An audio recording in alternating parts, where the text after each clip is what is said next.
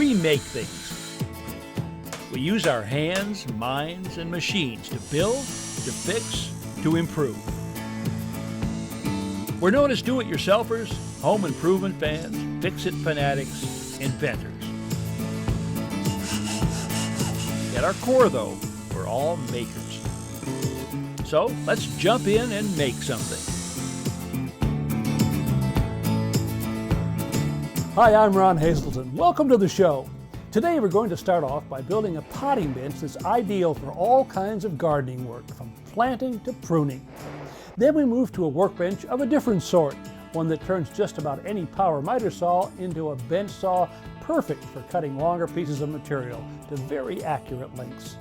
Finally, I'll demonstrate a relatively new safety product, a fire extinguisher in an aerosol can that's small but very powerful.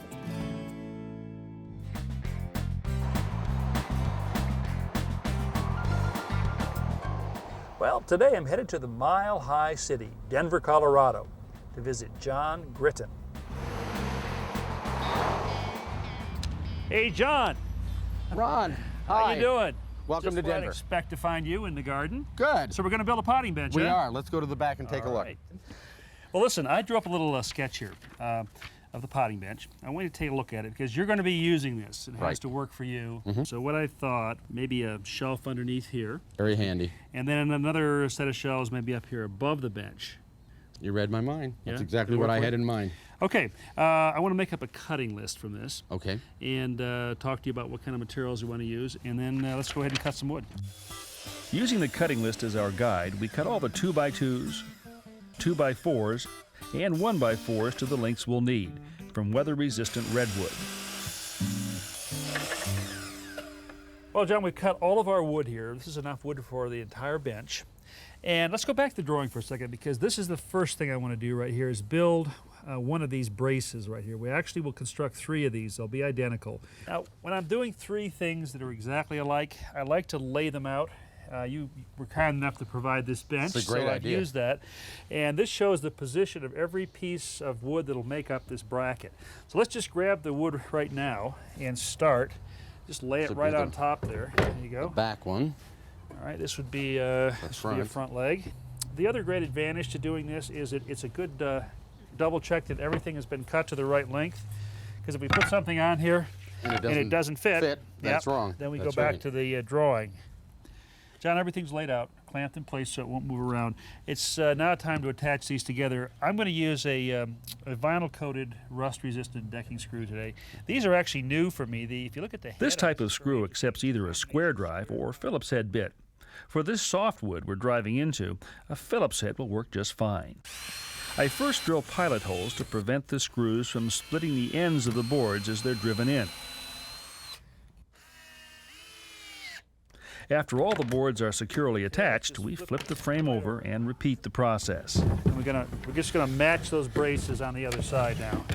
Okay. There you go. I don't think we'll probably have to do clamping on this when we grab those. Easy enough. I get one from you. There you go. There you go.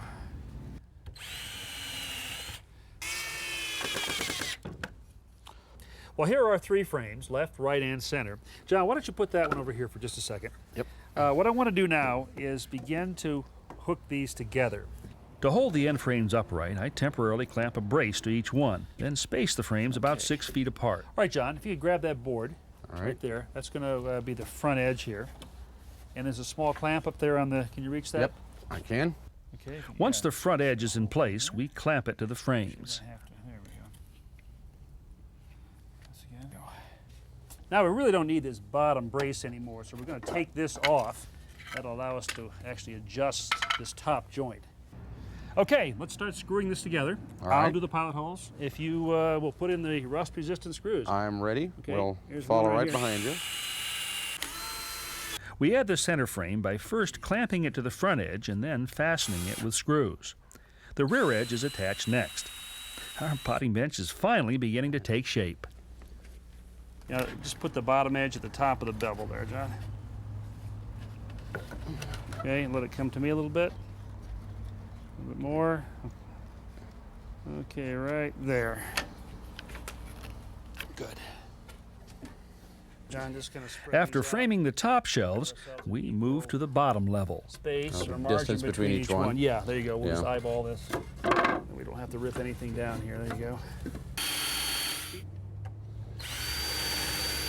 All right, John, we're moving on to the Getting top. right now, huh? along.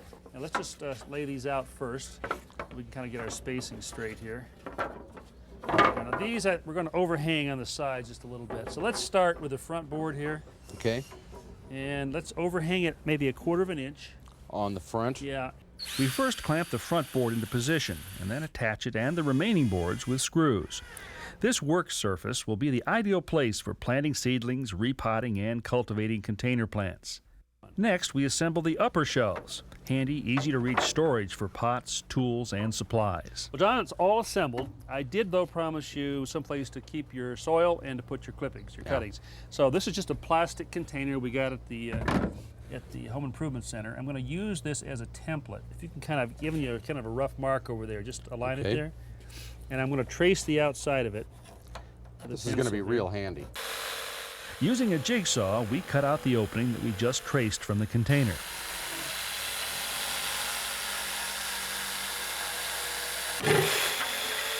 Okay, John, this will hold the edge of this plastic bin. Okay, you lined up there? Excellent. Okay, let me put one screw in right here. And that's going to let it sit down further in there, so it'll be Yeah. easier Exactly. to just it won't be sticking scoop up so stuff in far. it. Right. Okay, John, let's drop this in, see how your jigsawing was. Let's get over here. Yeah. Yep. Oh, There it is. snug fit. Perfect. Well, it didn't take long for John to put his new bench to work. I'd say it's going to suit him just fine. I love it. I will certainly get a lot of use out of it. I'm extremely pleased to have it. Really glad that you guys came and appreciate all that you did to help me out here.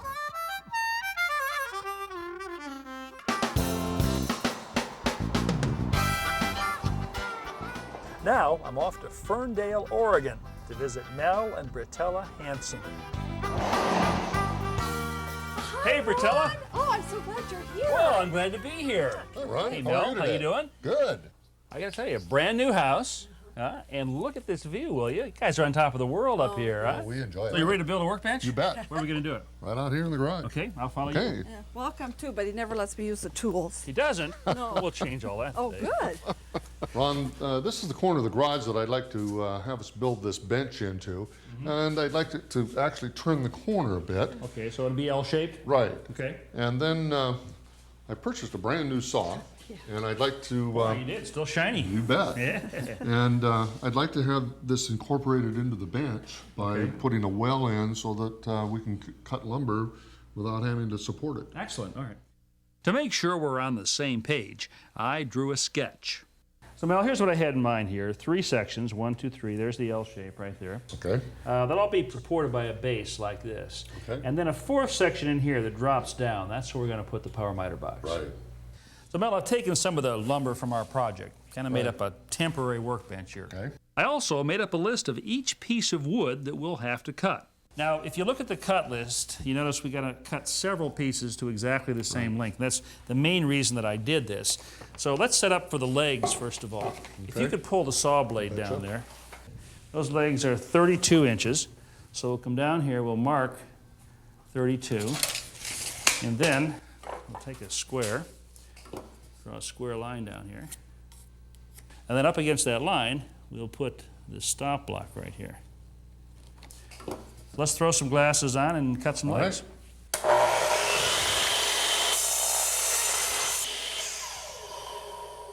After Mel cuts a few boards, All set? Okay. Go.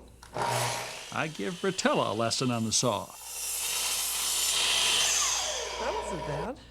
As soon as Melvin goes to work, I can start playing with stuff. I can't He wait. may put locks on his saw. I know he's going to have to because now I know how to operate it. This is All going right. to be fun. In just a few minutes, we cut to length all the 2x4s for our bases. To make sturdy legs for our bases, we'll sandwich 2 2x4s together, creating, in effect, a 4x4. But first, Mel and I will cut matching notches in each piece of lumber. When the 2 pieces are placed together, the notches will form a square hole or mortise. The bottom rail or brace will be inserted into this hole. We cut the notches by making repeated passes with the sliding compound miter saw, which is set to cut only halfway through the 2x4. It's gorgeous. Oh, look at that, will you? I think we're ready to start putting this together. You betcha. Okay, great. Okay. We begin by assembling our legs. All right. We're going to glue these two halves together. Okay. So put some wood glue on here, just kind of the back and forth motions. Okay. Then we want to get some right in here on the shoulders. All right, now this is going to drop. Then we set a 2x4 bottom rail into the notches, Just drop it right in that dado, okay? Take place this the leg. matching part of the leg on top, trapping the rail inside the notches, and screw the leg halves together.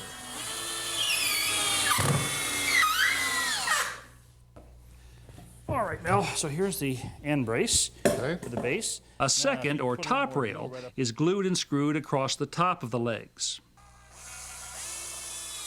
This assembly, 2 legs, All right, a top and a very nice, bottom sir. rail, One makes end. up the end frames for our bases.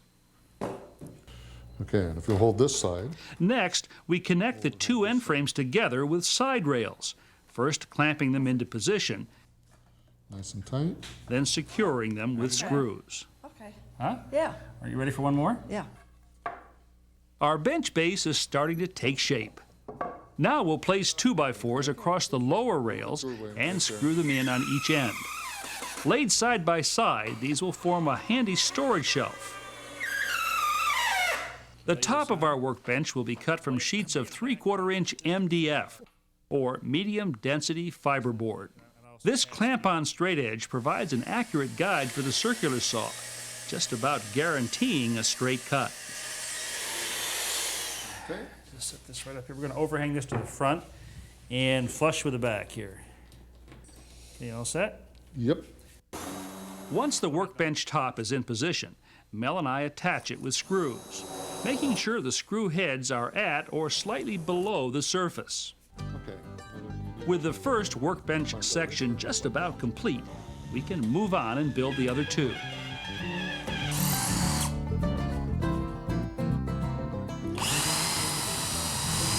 Well, all of our sections are built, so we can start setting them in place. The lowered section of the bench, designed to accommodate the saw, will rest on 2 2x4s that we attach to the base legs on either side. Because workbench tops often take a bit of a beating, we decide to add a replaceable surface made of 1/4-inch hardboard or masonite. Once we've cut them to size, we apply double-stick tape to the bottom, peel off the backing strip, and press our disposable panels in place. Now for the centerpiece, Mel's new saw. The bench top has been designed so the countertops to the left and right are the same height as the top of the saw bed and will support longer pieces of lumber when they're cut. Well, we did it, huh? You did. You bet. I can just see it now. Pegboards, drawers, shelves, tools. Oh, yeah. It's a beginning. Build lots of nice things for the house. Okay, we will. Thank you. Bye-bye. Bye-bye. Use the saw? Oh, yeah, you get to play with the saw. Yes. Okay, just be careful. Please. I really do want to have a wife that keeps all of her fingers.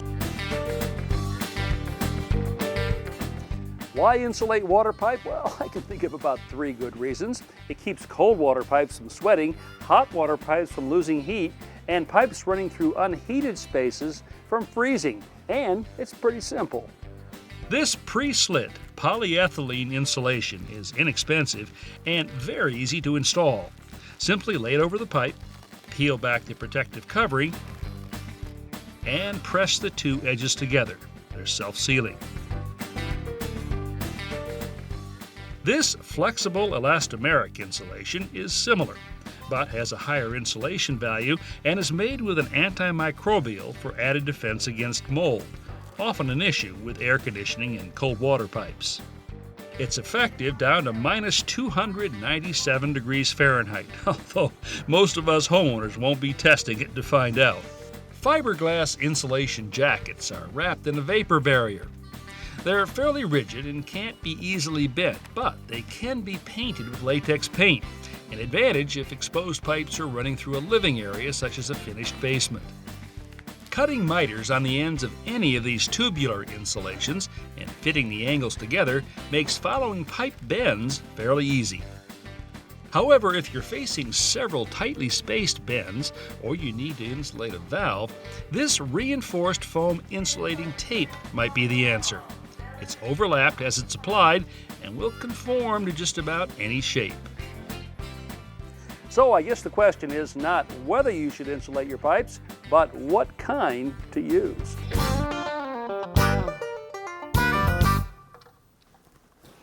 Most home fires start right here in the kitchen, and while they may begin small, they can get large very quickly. That's why it's a good idea to keep a fire extinguisher somewhere in this room. Now this is fairly typical of the kind of fire extinguisher you'd want to have in a kitchen. The only problem is it's not particularly attractive and it's rather large, and sometimes it's difficult to have this close at hand. So with that in mind, First Alert has come out with a fire suppressant in an aerosol can. I want to find out how well this works. I'm simulating a grease fire using mineral spirits ignited in a frying pan. Here, the fire is contained just to the pan.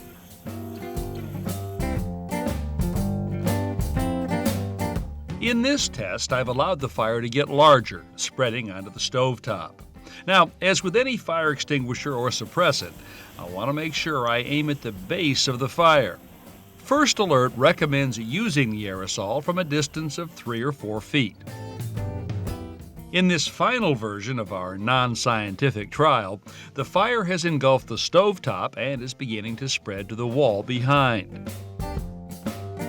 It's important to sweep the suppressant back and forth across the base of the flames and get gradually closer as the fire diminishes.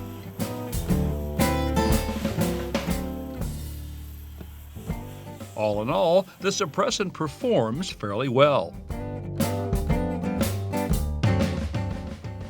Now the choice as to whether or not to use a fire suppressant or extinguisher is an individual one. Your first priority should always be to get your family safely out of the house and call 911. But a couple of important points about extinguishers. Never place them near where a fire might start. You don't want to be reaching toward the flames to get your hands on one of these. This might be a good storage place up here, close at hand, but not close to where the fire might start. And secondly, always leave yourself a clear escape route, just in case your efforts at putting the fire out are unsuccessful. To view today's projects again and countless more, go to HouseCallsDIY.com. Step-by-step home improvement tips when you need them. I'm Brian Kelsey. Welcome to House Calls. Join us as we tackle some great home projects, as well as look back at favorites from Ron Hazelton on House Calls.